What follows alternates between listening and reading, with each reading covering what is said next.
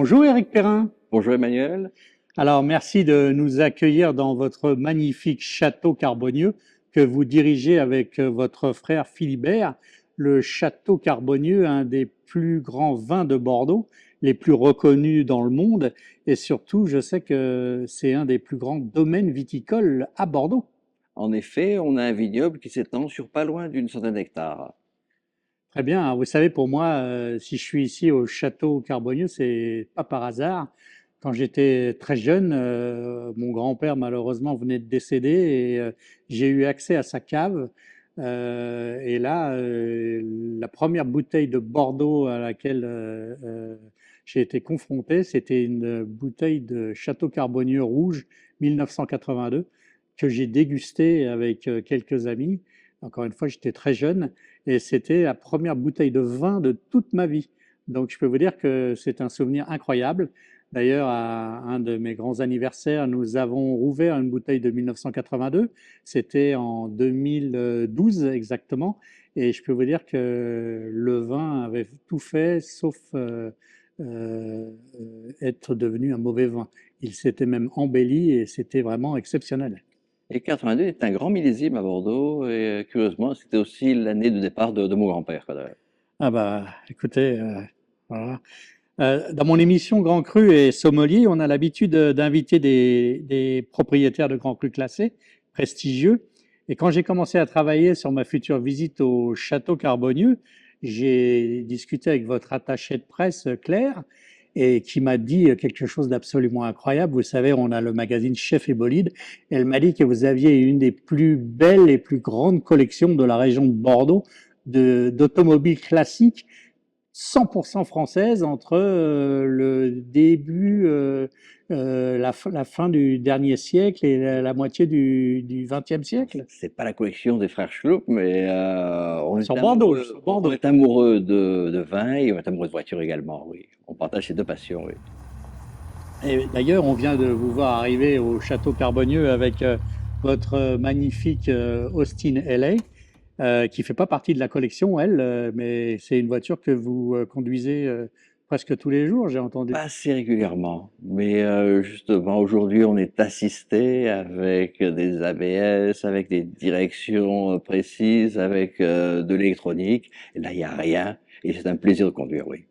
Alors, votre attaché de presse, justement, m'a dit que vous aviez une véritable passion pour l'automobile. C'est que l'automobile ou c'est le sport automobile aussi? Sport automobile, oui, oui, Ah, oui. parlez-nous un petit peu. Avec quelques souvenirs, forcément, on a des souvenirs merveilleux autour de bouteilles, mais aussi j'ai des souvenirs merveilleux autour d'un volant. Et certainement un de mes plus beaux souvenirs, ça a été, on a un voisin qui est la famille Gervoson, en l'occurrence propriétaire d'Andros, et du trophée qui allait autour de ça. Et j'ai eu l'occasion de courir en indoor avec Jacques Lafitte, qui restera un de mes grands souvenirs. Ah bah, Jacques Lafitte, ça, c'est du temps de mes années en Formule 1. C'est un grand personnage et un homme absolument fabuleux. Parlez-nous un petit peu de, justement, de cette collection de voitures que nous découvrons sur les images. Collection, et j'en suis un petit peu nostalgique, qui a été créée au début, en réalité sur Bordeaux. Bordeaux n'accueillait pas, Bordeaux ne faisait pas visiter chez Château, Bordeaux avait ses portes qui étaient fermées, et depuis une vingtaine d'années, Bordeaux s'est ouvert, comme on a dans beaucoup de régions et de France et du monde, cet accueil, ce qu'on appelle cet œnotourisme. Et autour de l'œnotourisme, on voulait avoir un sujet qui était un petit peu différent que de parler de nos vignes, de nos vins, de nos barriques, de nos élevages, de nos mises en bouteille. Et on a eu l'idée d'amener une collection de voitures françaises, avec beaucoup de marques qui ont disparu, et qui étaient à l'origine autour de la période de l'entre-deux-guerres, donc des années 20, des années 30. Alors pour vous c'est une véritable, je dirais, valeur sentimentale, cette collection. Oui, elle représente beaucoup de choses puisque nous l'avions constituée avec mon père à une période de sa vie qui était un petit peu compliquée parce qu'on venait de lui trouver une maladie qui malheureusement l'emportait 2 ans plus tard. Et on a passé des week-ends à sillonner la France, à partir en disant regarde, samedi, j'en ai trouvé une qui était à Avignon. On prenait une remorque, une voiture, on sillonnait la France pour aller les récupérer à Avignon. Une autre fois, c'était sur Bédarus, une autre fois, c'était sur Orléans, une autre fois, c'était sur Châteaudun, une autre fois, c'était à côté de Toulouse, à Lavore. Et on a comme ça eu autour de ces voitures, autour de cette passion de voiture, des moments quelque part un petit peu intimes et qui resteront, oui, un grand souvenir de vie, oui. Alors, est-ce que le grand public, quand les gens viennent ici visiter le château Carbonieux pour une dégustation ou pour acheter du vin, est-ce qu'ils peuvent visiter cette collection? Bien sûr. Alors moi, ce qui m'inquiète, c'est que très souvent, lors de voyages, lors de déplacements, on a l'occasion en fait de représenter, puisque le vin ou nos bouteilles ont aussi une vocation de sortir de nos chais et d'être sur les tables, aussi bien en France qu'à l'extérieur, ou un peu plus loin, disons, de nos frontières. Et très souvent, quand je retrouve des personnes qui ont visité la propriété, ils me disent comme ça: «Oh là là, je me souviens de Carbonieux». Je veux dire: «C'est pour le vin?» «Non, non, pour la collection de voitures». Donc ça m'inquiète quelque part, oui. Alors, comme je l'ai dit au début de cette émission, vous dirigez avec votre frère Philibert le domaine, le château Carbonieux. Est-ce que vous pouvez nous dire où nous sommes exactement dans, je ne sais pas si on peut appeler ça, bien évidemment, c'est le terroir, mais on est sur quelle commune ici? Oh, si j'avais à vous faire une réponse simple, je vous dirais on est dans une terre pleine de contradictions.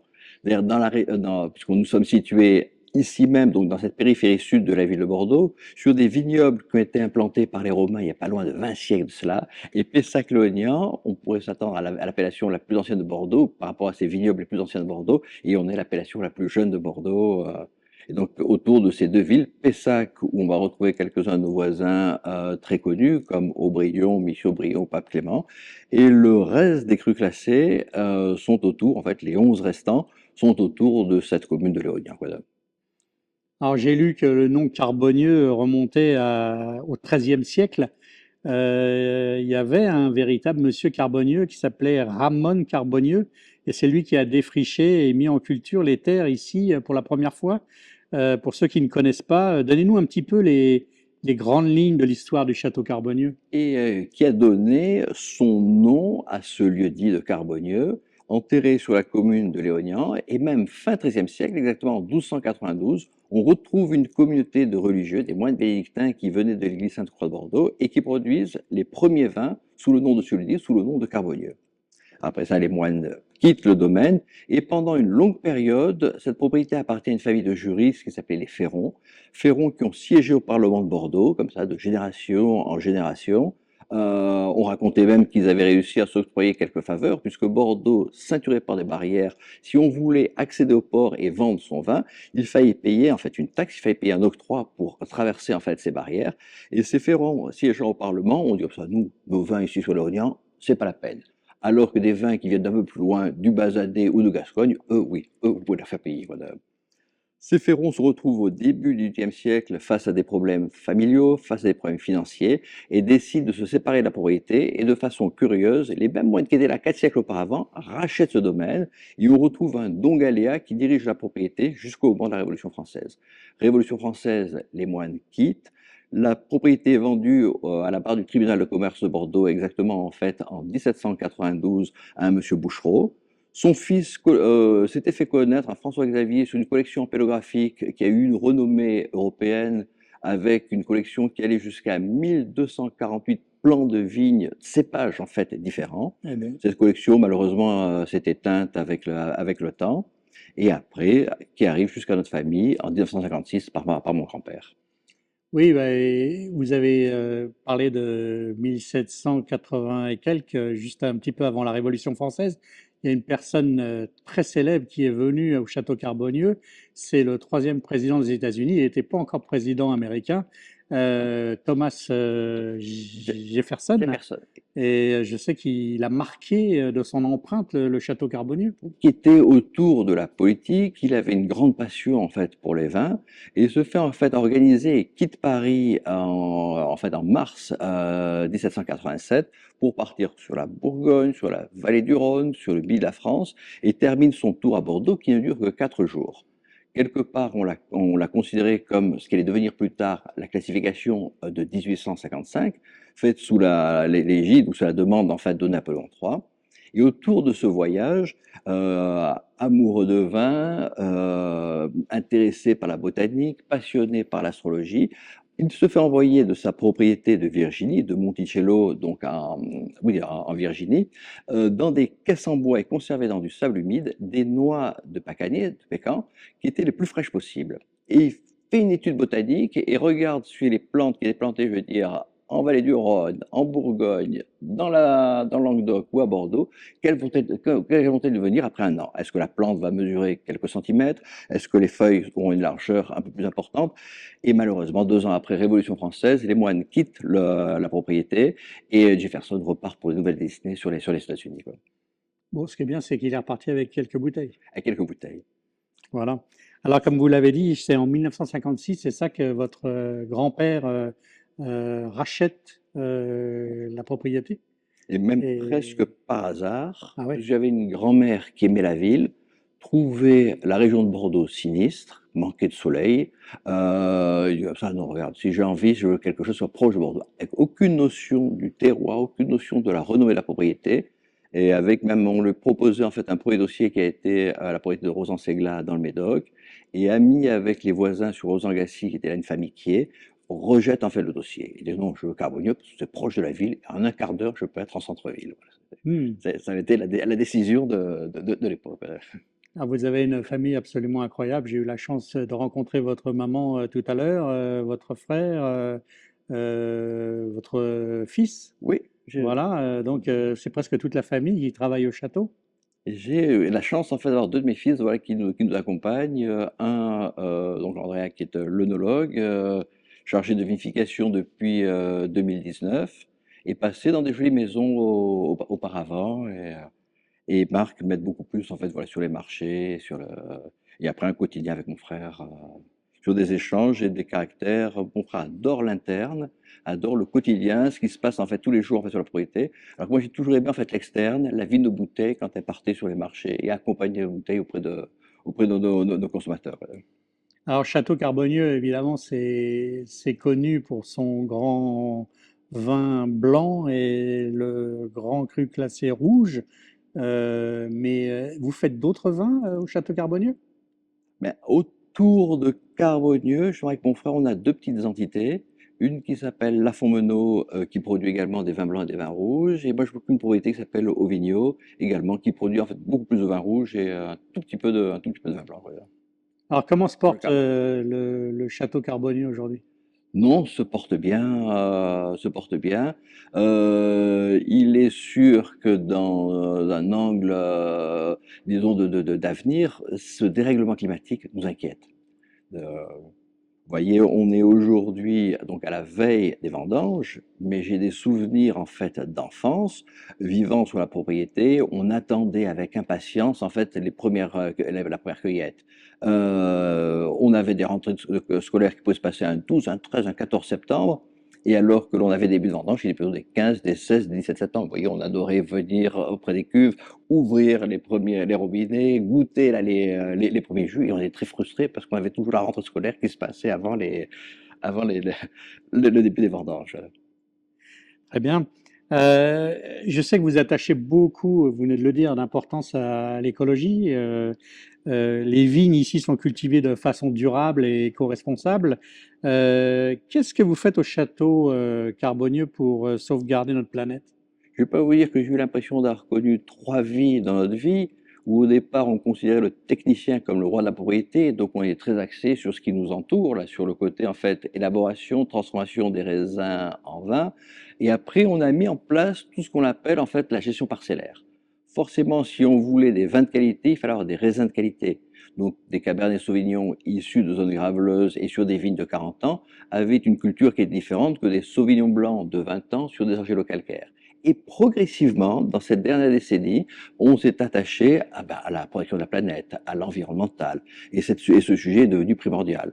Même si on n'est pas 100% bio, on a un tiers, 30 hectares sur la propriété qui sont en culture bio. Alors aujourd'hui, on est en 2023. Qui boit du château Carbonieux? Je sais que vous êtes présent dans la plupart des grands restaurants étoilés en France, à l'étranger aussi. L'étranger, forcément, on a un rôle de producteur. On va confier notre récolte à des négociants qui vont s'occuper de router en fait nos vins sur, je vais pas vous dire une centaine de pays, mais pas loin, quoi, des marchés sur des pays à économie forte. Et Carbonnier a toujours eu un lien avec les États-Unis où il y a eu vraiment, c'est ça, une histoire depuis des années. Est-ce qu'elle a commencé avec Jefferson? Est-ce qu'elle continue là aujourd'hui? Mais au niveau des vins blancs, on a eu des années où on a eu quasiment la moitié de notre production qui partait sur le marché nord-américain, quoi. Ah, vous avez une cave absolument incroyable où vous conservez toutes ces belles bouteilles qu'on voit d'ailleurs, on voit les images derrière vous.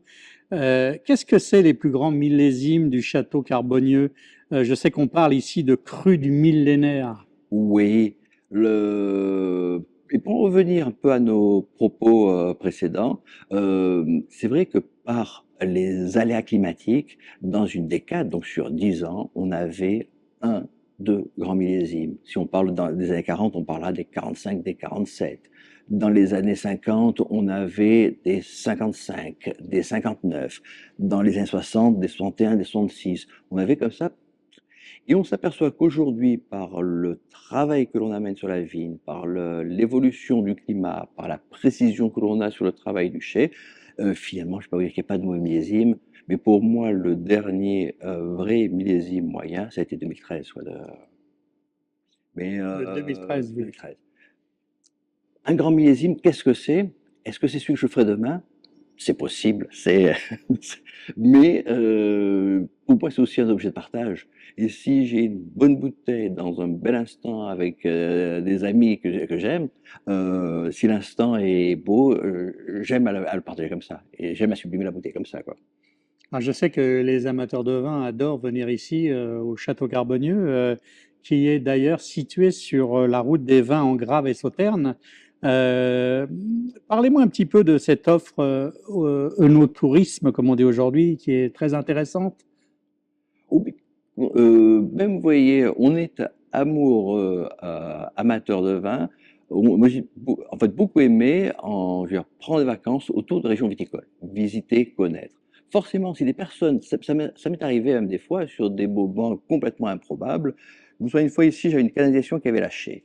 J'étais couvert de boue de la tête aux pieds et un monsieur qui arrivait de loin, il dit comme ça: «Oh là là, j'ai fait un détour pour venir chez vous chercher un vin». Les chais étaient fermés, tout est fermé. Je voyais l'amour de ce monsieur sur nos vins. Comme ça, regardez, je vois que ça vous fait plaisir. Hop, et on a tout coupé, la canalisation ouverte. On est parti ouvrir les chais et choisir en fait la bouteille qui me faisait plaisir en fait d'emporter. Voilà. Donc forcément, je vois une personne qui aime nos vins, on fera n'importe quoi pour lui faire plaisir et pour qu'il ait un D'accord, beau moment. Oui. très bien. Et donc, vous proposez des programmes différents pour les gens qui viennent ici? Il y a des visites des caves, j'imagine, Des visites de cave, la forcément, la dégustation. dégustation est un moment important. On aime des fois aussi présenter le vin devant les vignes.